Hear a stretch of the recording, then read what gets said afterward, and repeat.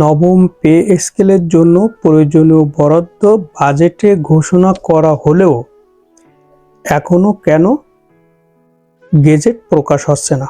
বিলম্বের কারণ কি?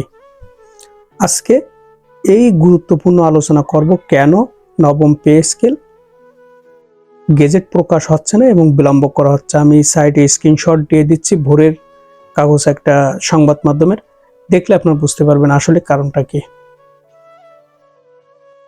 এখানে 1 নম্বর কারণ,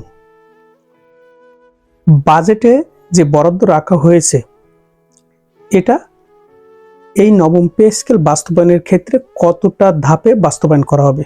প্রথম কারণ, কতটা ধাপে নবম পে স্কেল বাস্তবায়ন করা হবে এখনো এই বিষয়ে সিদ্ধান্তে আসতে পারেনি সচিব কমিটি, যেটা মন্ত্রিসভার উপরে উপস্থাপন করলে তারাই নির্ধারণ করবেন। দ্বিতীয় যে বিষয়টা সেটা হলো বেতন কমিশন যে সুপারিশটা করেছেন এই সুপারিশটা কতটা গ্রহণ করবে, অর্থাৎ মন্ত্রী পরিষদ বা মন্ত্রিসভা এই যে বেতন কমিশনের যে সুপারিশটা এটা কতটা গ্রহণ করবে বেতন কাঠামোর, এবং সেটা গ্রহণ করলেও তৃতীয় নম্বর যে কারণ, গ্রহণ করলেও সেটা কিভাবে বাস্তবায়ন হবে। মূল কারণ কিন্তু এই তিনটাতে এখনো সচিব কমিটি তারা একটা জায়গায় সিদ্ধান্তে আসতে পারে নাই। আবার এই যে 3 ধাপের থেকে ফিরে এসে 2 ধাপে বাস্তবায়নের যে বিষয়টা সচিব কমিটি রাখছে সেটা হলো অনেক কর্মকর্তা কর্মচারীর এই কয়েক বছরের ইনক্রিমেন্টে যদি 50% মূল বেতন বাস্তবায়ন করা হয় নবম পে স্কেলের, সেক্ষেত্রে তাদের যে ইনক্রিমেন্ট আছে সেটার থেকে কম হয়ে যাচ্ছে। এই কারণে তৃতীয় ধাপের থেকে চলে এসে দ্বিতীয় ধাপে স্থাপন করছে।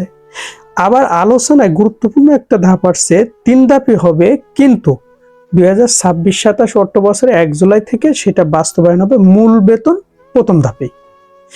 দ্বিতীয় যে 2 ধাপ, সেই 2 ধাপে অন্যান্য যে ভাতাগুলো আছে এটা দ্বিতীয় 2 ধাপে ভাগ করে দেওয়া হবে।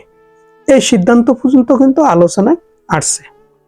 মূলত এই 4টা যে কনফ্লিক্ট ডিসিশন, এই ডিসিশনের সচিব কমিটি এখনো তারা একটা নির্দিষ্ট জায়গায় আসতে পারেনি বা বাস্তবায়নের ক্ষেত্রে দৃঢ় কোনো স্থান তৈরি করতে পারেনি, যে কারণে এই সিদ্ধান্তগুলো সংবলিত মন্ত্রী পরিষদে উপস্থাপন করার জন্য এক প্রকার সিদ্ধান্ত নিয়েছেন যে মন্ত্রিসভা এই সিদ্ধান্ত নেবেন।